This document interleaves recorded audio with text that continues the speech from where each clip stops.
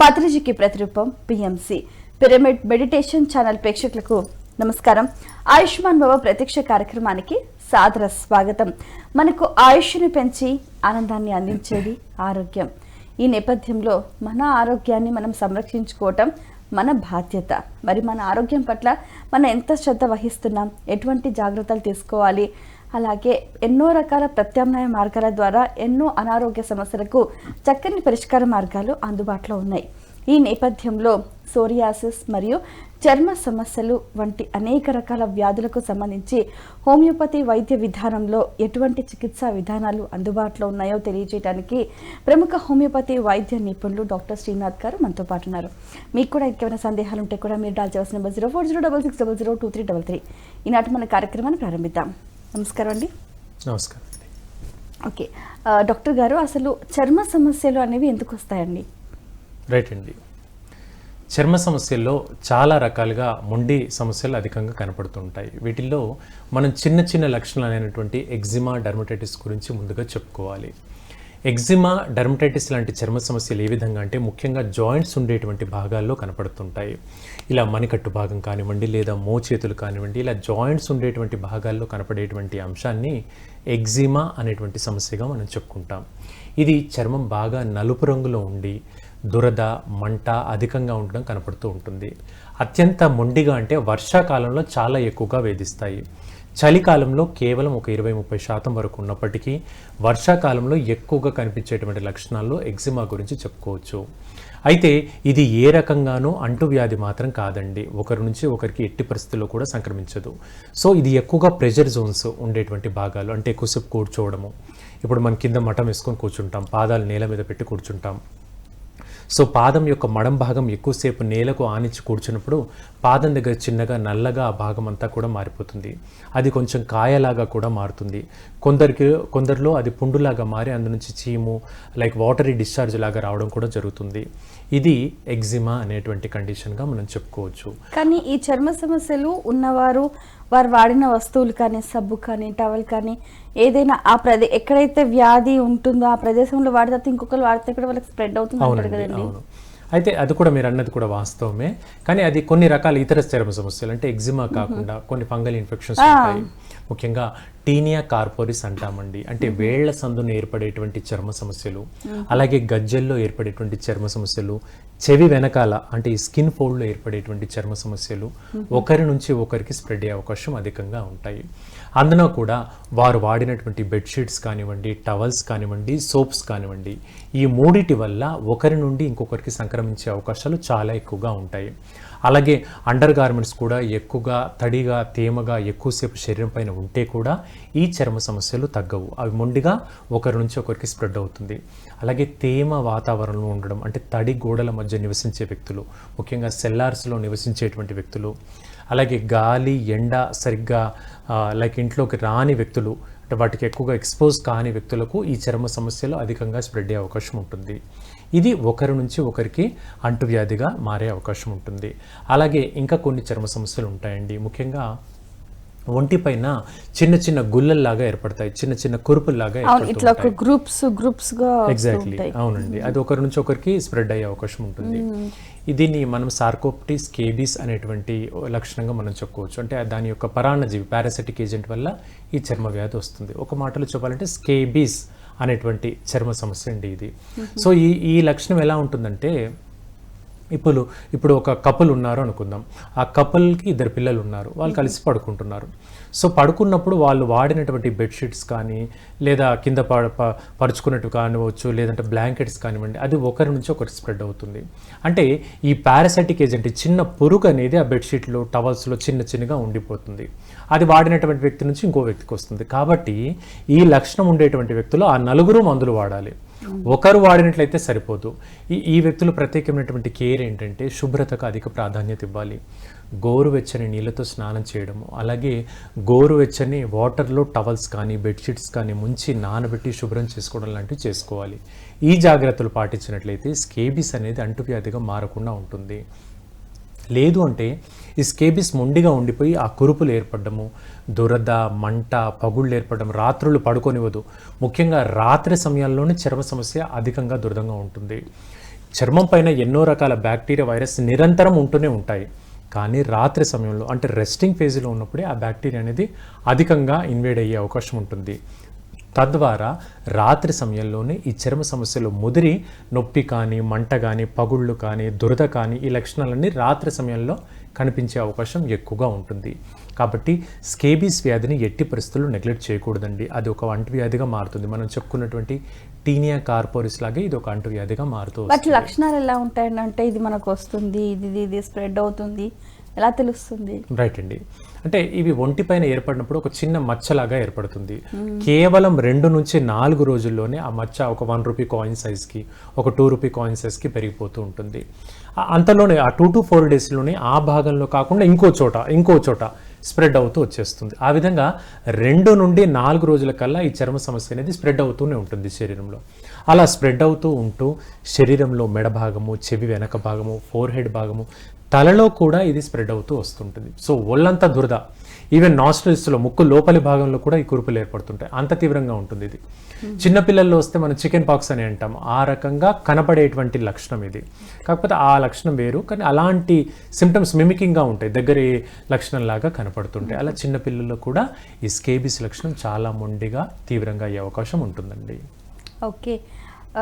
ఈ చర్మ సమస్యలకు సంబంధించి కూడా వీళ్ళు సపరేట్గా జాగ్రత్తలు తీసుకోవాలని అంటే ఏవో కొన్ని డ్రై పౌడర్స్ కానీ, సపరేట్ డిటర్జెంట్ సోప్స్ కానీ సపరేట్గా వాడాలంటారు. అవునండి. అయితే మనము చర్మ సమస్య ఏదేమైనప్పటికీ కూడా ఆయింట్మెంట్లు కానీ, లోషన్స్ కానీ, క్రీమ్స్ కానీ వాడుతూ ఉంటాము. ఇవన్నీ కూడా తాత్కాలిక ఉపశమనాన్ని మాత్రమే ఇస్తాయి. ఎక్కువ కాలంగా ఇవి వాడడం మూలంగా చర్మం బాగా పలచబడిపోతుంది. పలచబడిపోయి ఆ చర్మం బాగా అంటే చిన్నగా ఒక మన బెంచ్కి, ఒక టేబుల్కి తగిలినా కూడా అదంతా ర్యాష్ లాగా ఏర్పడి క్యాపిలరీ బ్లీడింగ్ అయ్యే అవకాశం ప్రమాదం ఉంటుంది. అంటే చిన్నగా బ్లీడింగ్ అయ్యే ప్రమాదం కూడా ఉంటుంది.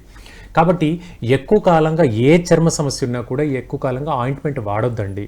అది వాడితే చర్మం ఇలా పలచబడిపోయి ఇంకా డ్యామేజ్ అయ్యే ప్రమాదం ఉంటుంది. దీనికి హోమియోపతిలో ఆయింట్మెంట్లు లేకుండా రెగ్యులర్ మెడిసిన్ వాడుకున్నట్లయితే చాలా చక్కగా తగ్గించుకోవచ్చు. ప్రధానంగా సోరియాసిస్ లాంటి వ్యాధులు మనం చెప్పుకోవచ్చు. సోరియాసిస్లో ఈ లక్షణం ముఖ్యంగా కనబడుతుంది. చర్మం పైన ఇప్పుడు మనకు చర్మం పైన ఉండేటువంటి లేయర్, ఆ పొర అనేది సహజంగా ఒక 20 రోజులు 30 రోజులకు రాలిపోవాలి. రాలిపోయిన తర్వాత కొత్తగా చర్మం వస్తూ ఉంటుంది. కానీ ఈ సోరియాసిస్ అనేటువంటి చర్మ సమస్యతో బాధపడేటువంటి వ్యక్తులకు 1 రోజు లేదా 2 రోజులకే ఆ చర్మం యొక్క పై లేయర్ అనేది ఊడిపోతుంది. తద్వారా చర్మం లేయర్ ఊడిపోవడం మూలంగా అది బాగా డ్రైగా మారిపోతుంది, దురదగా, మంటగా, ఇప్పుడు చేప పొలుసుల మాదిరిగా పొట్టులాగా ఊడిపోతూనే ఉంటుంది. అది పగుళ్లకు గురయ్యి అందులో నుంచి బ్లీడింగ్ రావడం కూడా కనిపిస్తుందండి. దీన్ని ఆస్పిడ్ సైన్ అని అంటాము. సో ఆ విధంగా ఆ సోరియాసిస్ అరచేతులకు వచ్చినట్లయితే దీన్ని పామార్ సోరియాస్ అంటాము. ఈ లక్షణం ఉండేటువంటి వ్యక్తులు భోజనం చేయాలన్నా ఇబ్బంది, ఒక వస్తువును పట్టుకోవాలన్నా ఇబ్బంది, డ్రైవింగ్ చేయాలన్నా ఇబ్బంది, స్కూల్ పిల్లల్లో చూసినట్లయితే ఖచ్చితంగా అండి పామార్ సోరియాస్ వచ్చినట్లయితే ఈ ఫోల్డ్ అనేది రాదండి. ఈ వేళ్ళు దగ్గరికి అనడం రాదు. ఇలా దగ్గరికి అనాలి అంటే చాలా పెయిన్ఫుల్ గా ఉంటుంది. సోరియాసిస్ అనేది ఇంకా శరీరంలో ఇంకా ఏ భాగాలలో వచ్చే అవకాశం ఉంటుంది? తప్పకుండా అండి. సో ఈ విధంగా పిల్లల్లో ఇది ప్రధానంగా కనిపిస్తుంది. ఇలా చిన్న పిల్లల్లో అరచేతులకు వచ్చినట్లయితే పామార్ సోరియాస్ అనుకున్నాం. ఇలా తలలో కూడా ఉంటుందండి. తల్లో ఏర్పడేటువంటి సోరియాసిస్ ని స్కాల్ప్ సోరియాస్ అంటారు. స్కాల్ప్ సోరియాసిస్ ఇది చాలా మందిలో ఉంటుంది కదా? అవునండి, వాస్తవం చాలా మందిలో ఉంటుంది. ఇది డాండ్రఫ్ లాగా అనుకుంటూ ఉంటాం మనం. డాండ్రఫే కదా అని అశ్రద్ధ చేస్తుంటాం, లేదా రకరకాల కండిషన్ ఏదో ఆయిల్ పెట్టేసి ఏదో లైట్ తీసుకుంటూ ఉంటారు. అది తాత్కాలికంగా తగ్గినట్టే ఉంటుంది. 1 రోజు 2 రోజులే, అంతకు మించి తగ్గదు. ఎందుకంటే అది శరీరంలో పుడుతున్నటువంటి సమస్య, ఇంటర్నల్గా పుడుతుంది. ఇప్పుడు బాహ్యంగా మనకు చర్మం నల్లగా ఉందంటే ఏదో పౌడర్ వేసి బ్యాలెన్స్ చేసుకుంటాం. ఇంటర్నల్గా పుట్టినప్పుడు దానికి ఇంటర్నల్గానే మందు వెళ్ళాలి, అప్పుడే ఇది శాశ్వతంగా తగ్గుతుంది. అంటే రూట్ కాజ్ నుంచే మనం మందు వేయాలి. ఇప్పుడు మీరు అడిగిన ప్రశ్నకు ఎగ్జాక్ట్గా లైక్ డిఫరెన్షియేషన్ చెప్పాలి అనుకుంటే, సాధారణ డాండ్రఫ్ అనేది దురద ఉండదు, స్కాల్ప్ సోరియాసిస్లో దురద ఉంటుంది. అలాగే సాధారణ డాండ్రఫ్ అనేది చర్మం ఇలా జుట్టును రబ్ చేసినప్పుడు కొంచెం పొడిలాగా రాలుతుంది. ఈ స్కాల్ప్ సోరియాసిస్ అనేది జుట్టును పక్కకు జరిపి చూస్తే చర్మం అంతా కూడా పొడి పొడిగా ఉంటుంది. అంటే చర్మానికి ఇన్ఫెక్షన్ కూడా ఉండేటువంటి లక్షణాన్ని మనం స్కాల్ప్ సోరియాసిస్ అంటున్నాం. జుట్టు వరకు మాత్రమే పరిమితం అయితే డాండ్రఫ్ అని అంటున్నాం. ఈ డాండ్రఫ్ అంటే ఎందుకు వస్తుందంటే, శరీరానికి సాధారణ నిగారింపును ఇచ్చేటువంటి పదార్థాన్ని సెబమ్ అంటామండి. అంటే కొన్ని రకాల స్వేద గ్రంథుల యొక్క ఆయిలీ సెక్రెషన్ని సెబమ్ అంటాం. ఇది చర్మం పైన న్యాచురల్గానే కొంత నిగారింపును, కొంత షైనింగ్ని ఇస్తుంది చర్మానికి. అయితే అది డ్రై అయిన తర్వాత ఇలా పొడిలాగా రాలిపోయినట్లయితే దాన్ని డాండ్రఫ్ అంటున్నాం. అది దురద లేదు, మంట లేదు, పగుళ్ళు లేదు, బ్లీడింగ్ లేదు డాండ్రఫ్లో.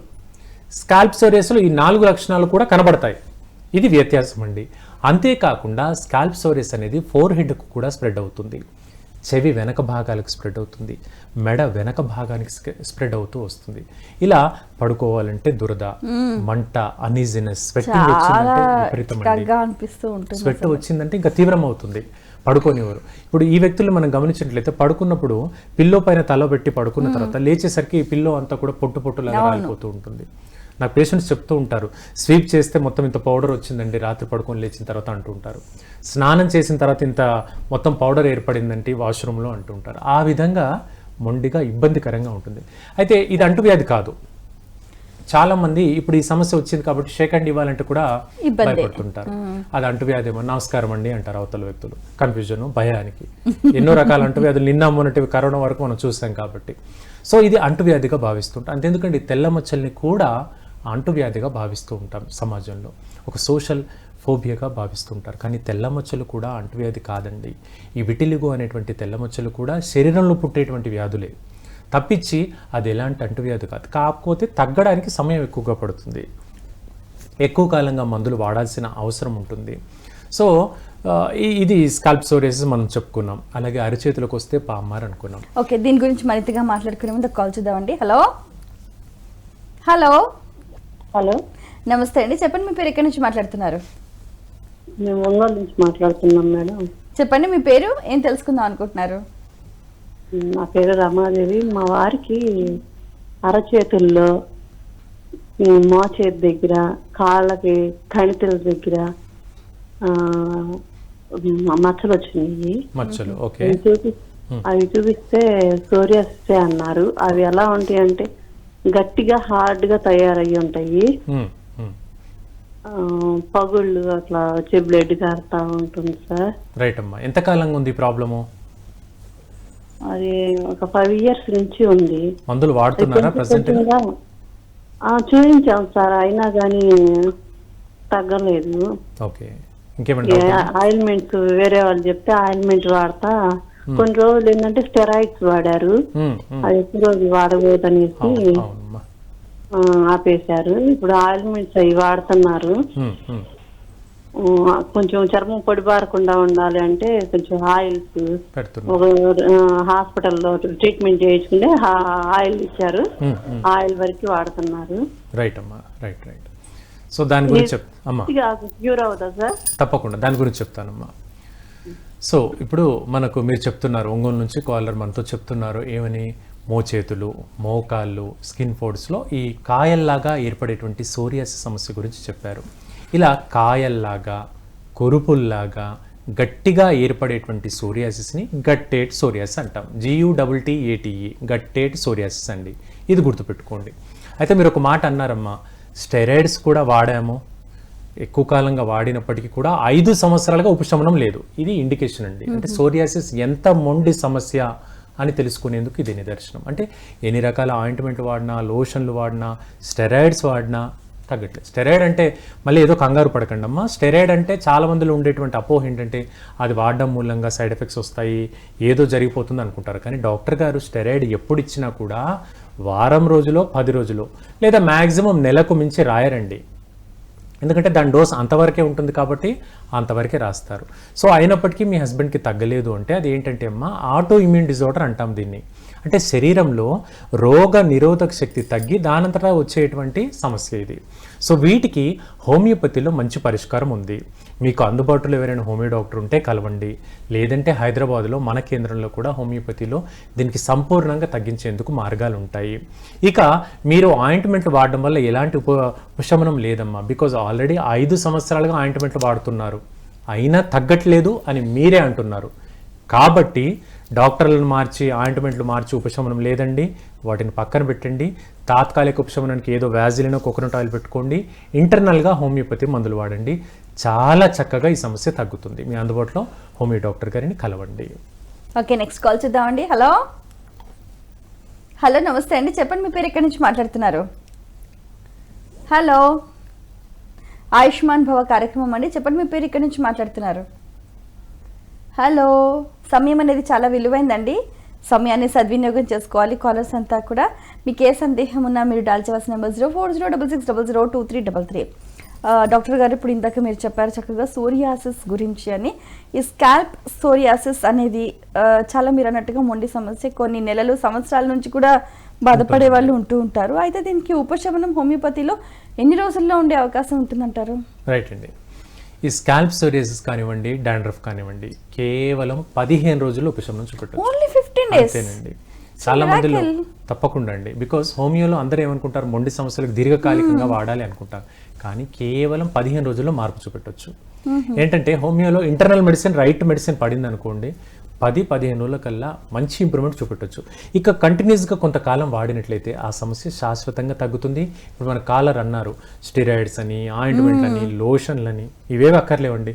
యాంటీబయాటిక్స్ కానీ ఇవేవి అక్కర్లేదు. ఇప్పుడు ఇక్కడ ఏమవుతుంది, అవి ఖర్చు ఎక్కువ అవుతుంది, శరీరం కూడా పాడవుతుంది. సో అంటే శరీరం మెత్తబడుతుంది అవన్నీ సప్రెస్ చేయడం మూలంగా.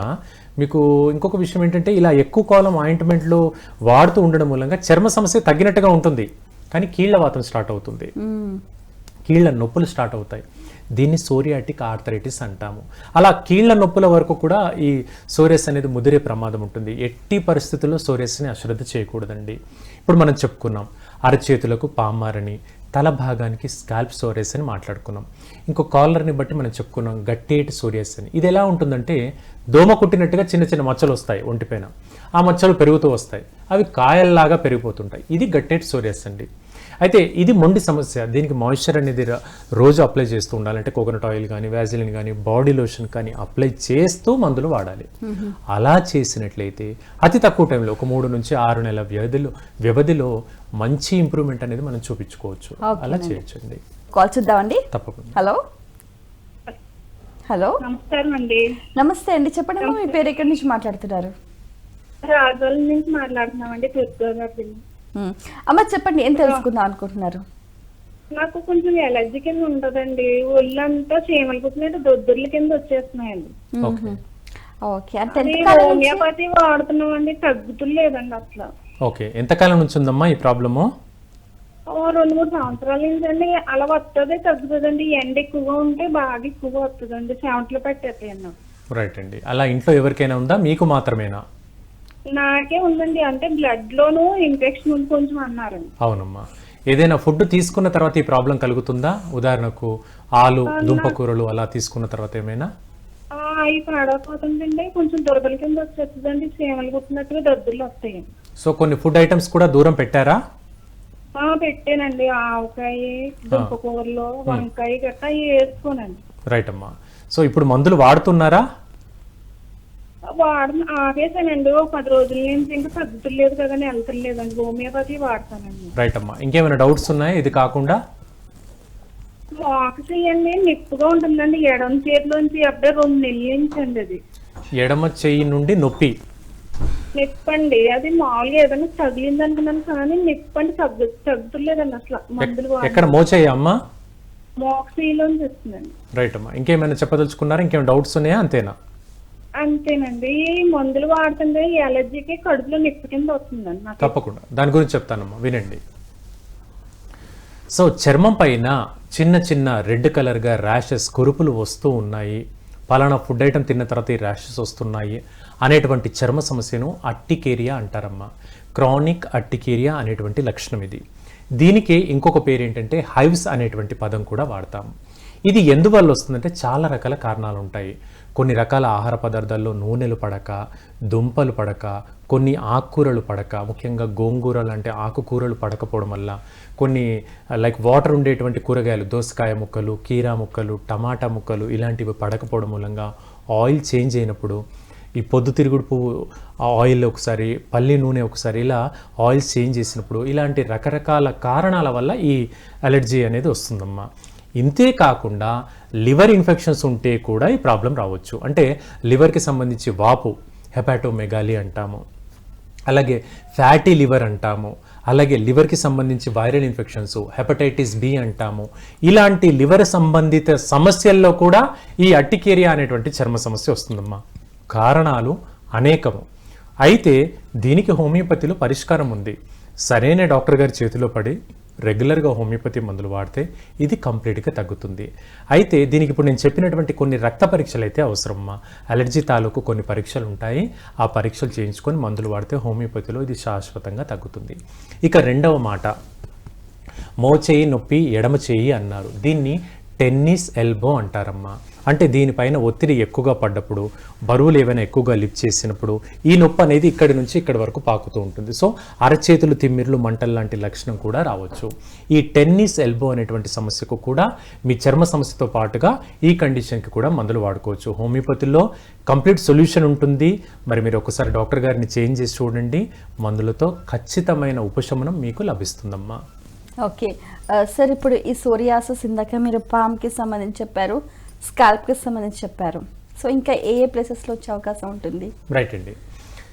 మనం మాట్లాడుకున్నటువంటి లక్షణాల్లో అరచేతులని, తల భాగం అని, అలాగే కాయల్లాగా ఏర్పడుతుంది గట్టేటి సోరియాసిస్ మనం మాట్లాడుకున్నామండి. ఇప్పుడు పాదాలకు సంబంధించినటువంటి సోరియాసిస్ అండి. ఈ పాదాలకు సంబంధించిన సోరియాసిస్ అంటే ప్లాంటార్ సోరియాసిస్ అంటాము దీన్ని. సో పాదం నేల మీద పెట్టినప్పుడు ముఖ్యంగా మడమ భాగంలో పగుళ్ళు అధికంగా ఏర్పడతాయి. ఆ మడమ భాగంలో మహిళలకు చాలా అధికంగా వస్తాయి. ఎందుకు? ఎక్కువసేపు నిలబడి పని చేయడం, కిచెన్లో కావచ్చు, ఇంట్లో పని, కానీ ఎక్కువసేపు నిలబడి పనిచేసేటువంటి వ్యక్తులకు పాదం మడమ భాగంలో పగుళ్ళు వస్తాయి. ఇది సాధారణ పగుళ్ళు. కానీ పామార్ సోరియాసిస్ కాకుండా ఈ ప్లాంటార్ సోరియాసిస్ మొత్తం పాదం మొత్తంగా పగుళ్ళు ఏర్పడతాయి. అంటే పాదం మునివేళ్లకు, పాదం మధ్య భాగంలో కూడా పగుళ్ళు ఏర్పడతాయి. అది కంప్లీట్గా డ్రైగా మారిపోతుంది. పొలుసులాగా, లేయర్స్ లాగా ఊడిపోవడం అనేది ప్లాంటార్ సోరియాసిస్లో కనబడుతుంది. ఇక ఈ వ్యక్తులకు సిగ్నిఫికెంట్ ఇంపార్టెన్స్ ఏంటంటే పాదం నేల మీద పెట్టినప్పుడు చిన్నగా రక్తపు బొట్లు లాగా పడుతూ ఉంటుంది నేల మీద. అంటే పగుళ్ళు ఏర్పడి అడుగు నేల మీద పెట్టినప్పుడు బ్లీడింగ్ ఎక్కువగా అవుతుంది. సో అడుగు నేల మీద పెట్టేందుకు విపరీతమైనటువంటి నొప్పి, మంట, రాత్రంతా మంట, పడుకోనివ్వదు, విపరీతంగా పొట్టు రాలడం, నడకలో ఇబ్బంది, ఇలాంటి లక్షణాలు పాదంలో ఏర్పడతాయి. ఇక పాదంలో ఈ లక్షణం ఏర్పడినప్పుడు ఆయింట్మెంట్ చాలా మంది పూస్తూనే ఉంటారు. ఏళ్ల తరబడి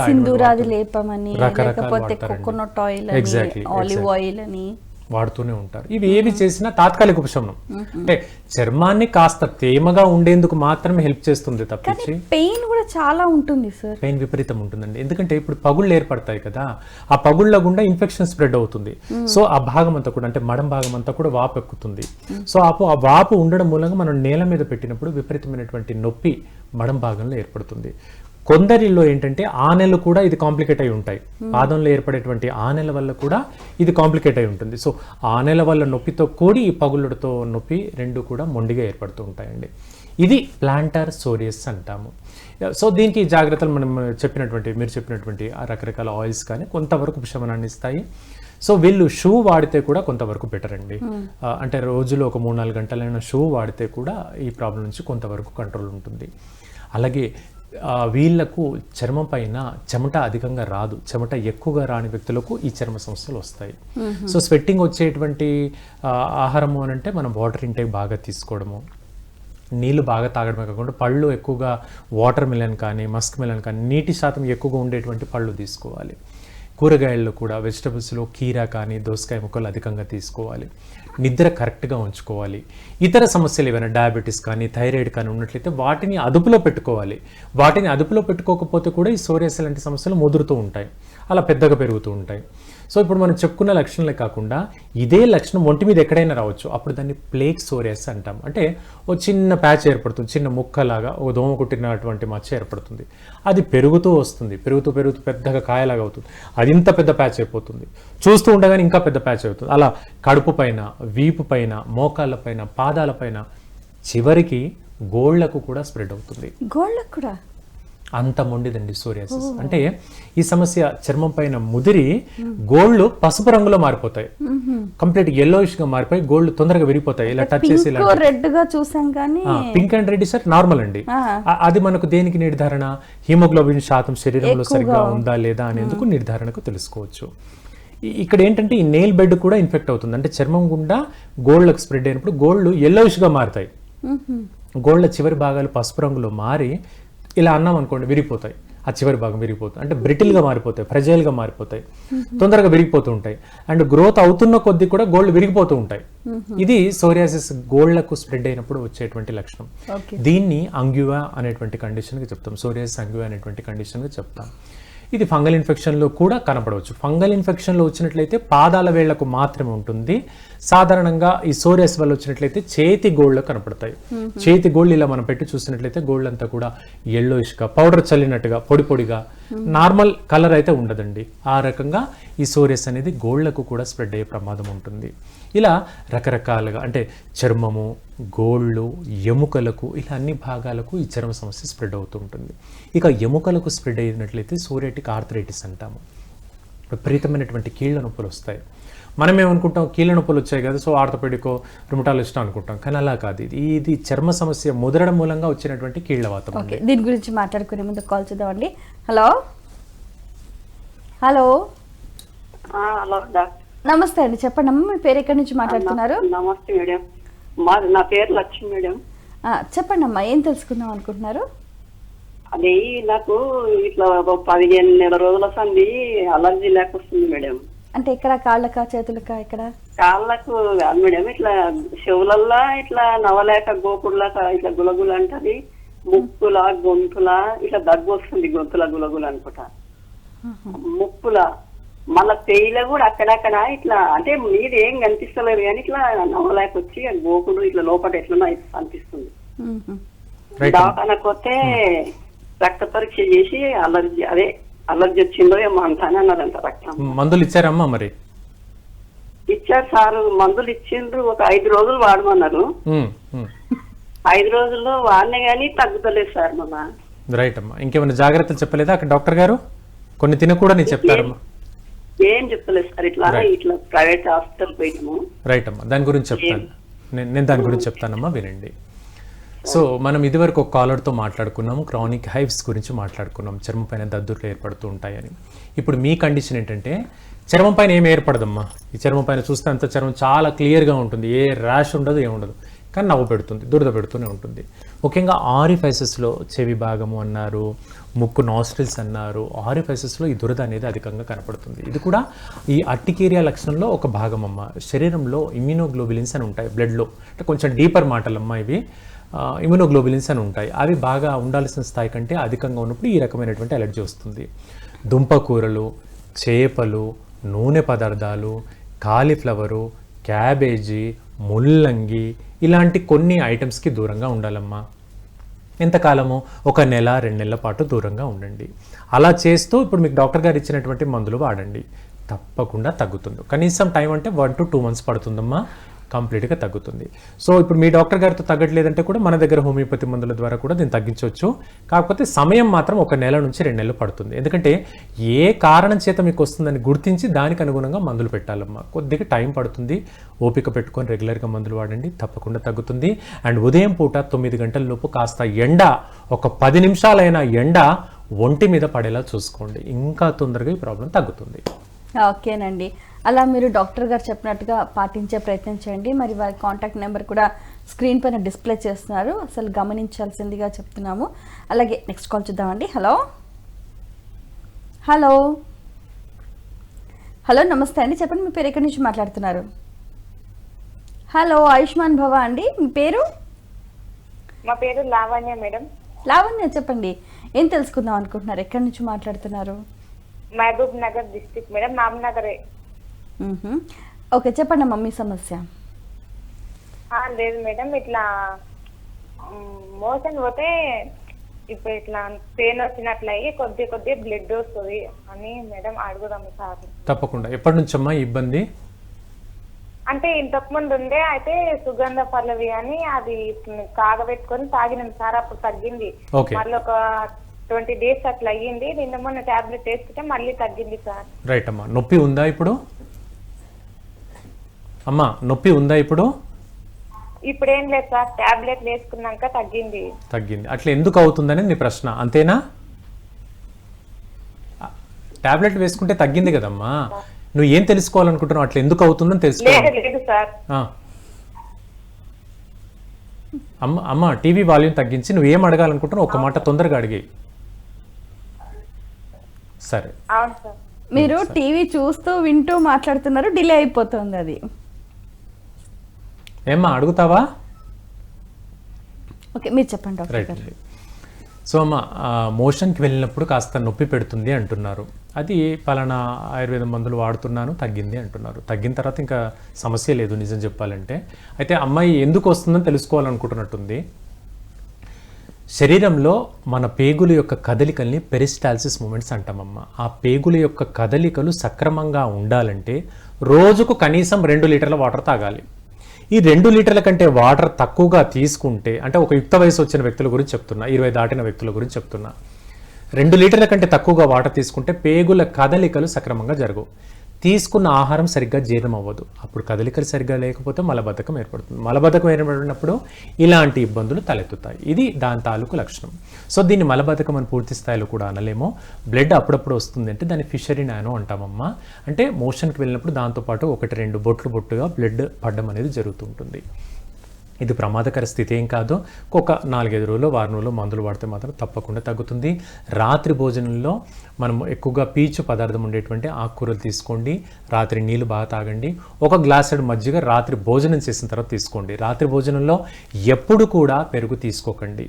పెరుగు మధ్యాహ్నమే తీసుకోండి, రాత్రి భోజనంలో మాత్రం తీసుకోవద్దు. అలా మజ్జిగ, ఆకుకూరలు, పీచు పదార్థాలు బీర, చిక్కుడు, కాకరకాయ, ఇలాంటి సొరకాయ, ఇలాంటి ఆకుకూరలు రాత్రి భోజనంలో తీసుకోండి. పెద్దగా మందులు అక్కర్లేకుండానే ఇది తగ్గుతుంది. నెక్స్ట్ కాల్ చూద్దామండి. హలో హలో మేడం, నమస్తే అండి, చెప్పండి అమ్మా, మీ పేరు ఎక్కడి నుంచి మాట్లాడుతున్నారు?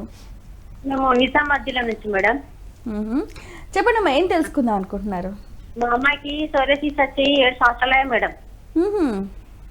7 సంవత్సరాలు ఇట్లా కాయలు వచ్చి తగ్గింది మేడం. కాయలు వచ్చి తగ్గింది. ఇట్లా కాయలు వచ్చి చర్మం మీద తగ్గిపోయింది. ఇప్పుడు నెత్తిలో ఉంది మేడం. నెత్తిలా తగ్గుతాం లేదు మేడం అది. ఓకే, మీకు డాక్టర్ గారు తెలియజేస్తారు. మీరు టీవీ సౌండ్ తగ్గించి నేరుగా ఫోన్లో మాట్లాడండి, ఎందుకంటే టీవీ చూస్తూ ఫోన్ మాట్లాడితే డిలే అవుతుంది. ఓకేనా, మాట్లాడండి డాక్టర్ గారు. అమ్మ ఇంకా దురద మంట అలా ఏమన్నా అవుతుందా తలలో? దుడ్డ వస్తుంది, ఇంకా చుండు వస్తుంది, పొట్టు వేస్తుంది. రైట్, అట్లా 7 సంవత్సరాల నుంచి ఉంది ఈ ప్రాబ్లం, అంతేనా? 7 సంవత్సరాలు వేస్తుంది. రైట్ అమ్మా. ఇంకేమైనా ప్రాబ్లమ్స్ ఉన్నాయా? ఇంకేమైనా? సార్ ఒక నిమిషం సార్, అది నాన్ వెజ్ తిన్నప్పుడు ఎక్కువ అవుతుంది సార్. నాన్ వెజ్ తింటే ఎక్కువ అవుతుంది సార్. అవునమ్మా. రైట్, అంతేనా? ఇంకేమైనా అడగదలుచుకున్నావా? అంతే సార్. రైట్, దాని గురించి చెప్తాను వినమ్మా. సో మనం చెప్పుకున్నటువంటి సోరియాసిస్ లక్షణమే తల. ఏమ్మా మీరు చెప్పండి. కట్ చేసేయమ్మా, ఫోన్ కట్ చేసే విను. సో మనం చెప్పుకున్నటువంటి సోరియాసిస్ లక్షణమే తల భాగంలో వస్తే స్కాల్ప్ సోరియాసిస్ అని చెప్పుకున్నాం. అది గుడ్ ఇండికేషన్ అమ్మా, మీరు చెప్తున్న లక్షణం కారణం అదే. అయితే ఇంకొక కండిషన్లో కూడా ఇలాగే కనపడవచ్చు. దీన్ని టీనియా క్యాపిటిస్ అంటాం. ఇందులో క్రస్ట్ లాగా ఏర్పడతాయి. అంటే ఇప్పుడు మనకు ఒక గాయమైంది, ఒక పుండు ఏర్పడింది. ఆ పుండు మానుతున్న క్రమంలో చిన్నగా చర్మం పైన ఒక లేయర్ లాగా బ్లాక్గా ఏర్పడుతుంది. అలాంటి కండిషన్ తలలో కూడా ఏర్పడవచ్చు. దాన్ని టీనియా క్యాపిటిస్ అంటారు. ఒక రకమైనటువంటి ఫంగల్ ఇన్ఫెక్షన్. అది అయినా అవ్వచ్చు, లేదా స్కాల్ప్ సోరియాసిస్ అని. ఈ రెండిటికి కూడా ఇదే లక్షణం కనపడుతుంది. సో మీ పాపకు 7 సంవత్సరాల నుంచి ప్రాబ్లం ఉంది, తగ్గట్లేదు అంటున్నారు కాబట్టి హోమియోపతి ట్రై చేయండి అమ్మా. చాలా చక్కగా తగ్గుతుంది. ఒక నెలన్నర సమయంలో మీకు ఇది తగ్గుముఖం కనపడుతుంది, గుణం కనపడుతుంది. హోమియోపతి మందులు వాడుతూ ఉంటే గుణం కనపడుతుంది. నెలన్నర కల్లా బెటర్ రిజల్ట్ వస్తుంది. ఇక రెగ్యులర్గా వాడుతున్న కొద్దీ ఇది కంప్లీట్గా సాల్వ్ అవుతుంది. వీలుంటే ఒకసారి కేంద్రంలో సంప్రదించండి. హైదరాబాద్లో మనకి సెంటర్స్ చాలా ఉన్నాయి. సో ఒకసారి కలవండి, దానికి అనుగుణంగా హోమియోపతి మందులు ఇస్తాను. చాలా చక్కగా తగ్గుతుంది. ఇక మీరు వాడేటువంటి మందులు ఏవి కూడా వాడనవసరం లేదమ్మా. ఏ షాంపూలు కానీ, లోషన్లు కానీ, ఆయింట్మెంట్లు కానీ ఏవి అక్కర్లేదు. నేను హోమియోపతి మందులు లోపలికి ఇస్తాను, లోపలికి చప్పరించే మందులు ఇస్తాను. అద్భుతంగా తగ్గుతుంది. మీరే నలుగురికి చెప్పే విధంగా చేయొచ్చు.